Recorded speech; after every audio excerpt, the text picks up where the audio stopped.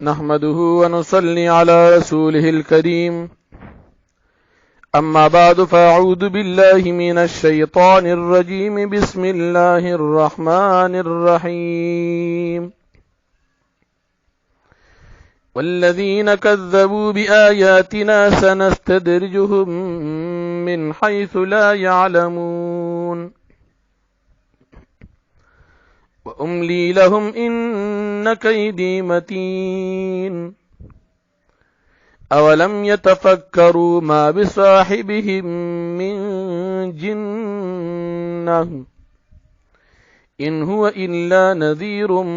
مبين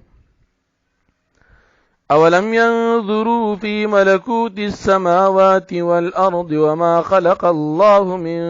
شيء وأن عسى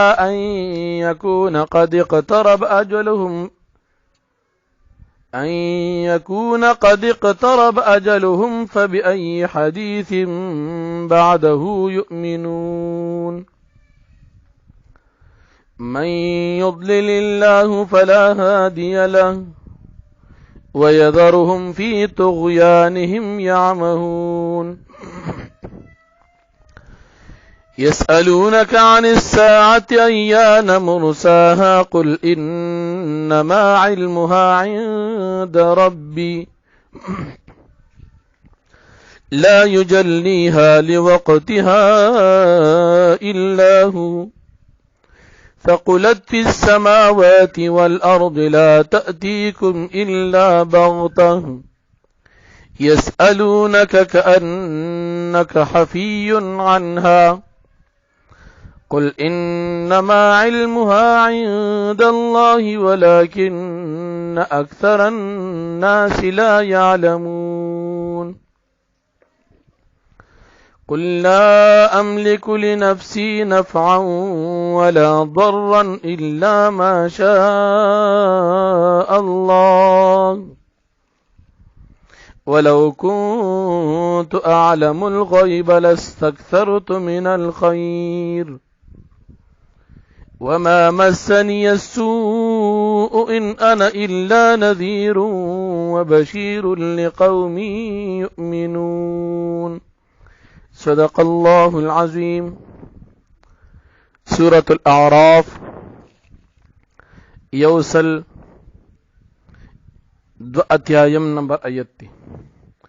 والذین واکسان کذبوا بآیاتنا چی دی تکذیب کو زمنگ دایاتنو سنستدرجهم زرد چی منگ بدوی درجه پا درجه باندرا انسو من حیث دا غزینا لا یعلمون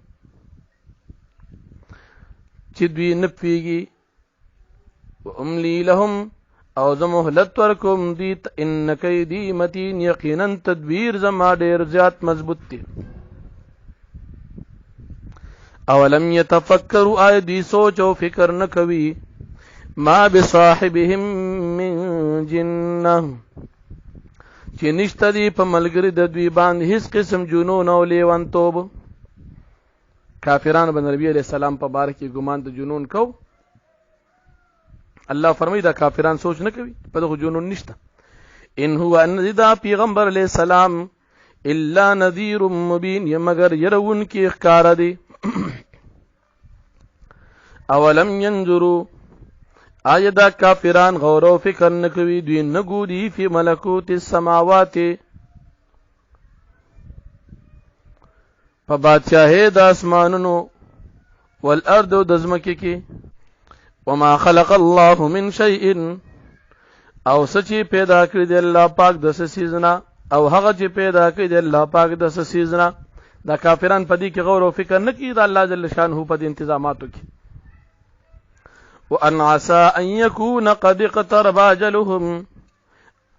او دا چې کې دی شي قریب دا ان يكون چې نږدې شي ان يكون چې شي قد اقترب اجلهم په تحقیق سر نږدې شوی نیټه دوی یعنی دی غور او فکر نه کوي وجب داوي چې کې دی د دې د مرګ نیټه نږدې شوی فبأي حديث بعده يؤمنون پس په کوم خبره باندې بعده پس د دې قران نا یؤمنون دی به ایمان وروړي غور او فکر نکوي د الله رب العالمین په مخلوقات کې د دین علاوه د قران کریم نزول دی باندې اوشو او دین بیا هم ایمان نه وروړي د دین رسو بدیلا په سبا ایمان نه وروړي من یضلل الله فلا هادی له هغه څوک چې الله پاک گمراه کی فلا هادی له پس نشته هیڅ څوک لار خودن کې دې کستا ويذرهم في طغيانهم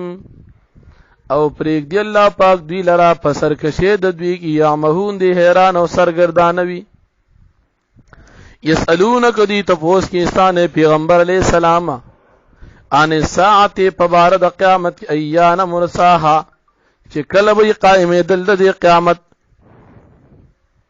قلتو فرمای پیغمبر علیہ السلام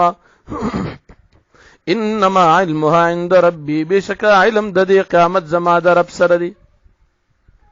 د قیامت علم الله ته دی لا یجلیها نبخکار کوي دا قیامت لوقتها په وخت قائم دو د دې قیامت کې الا هو مگر الله پاک یعنی بل څوک داسې نشته چې دا قیامت کار کوي قیامت راولي سوا د الله نه ثقلت السماوات والارض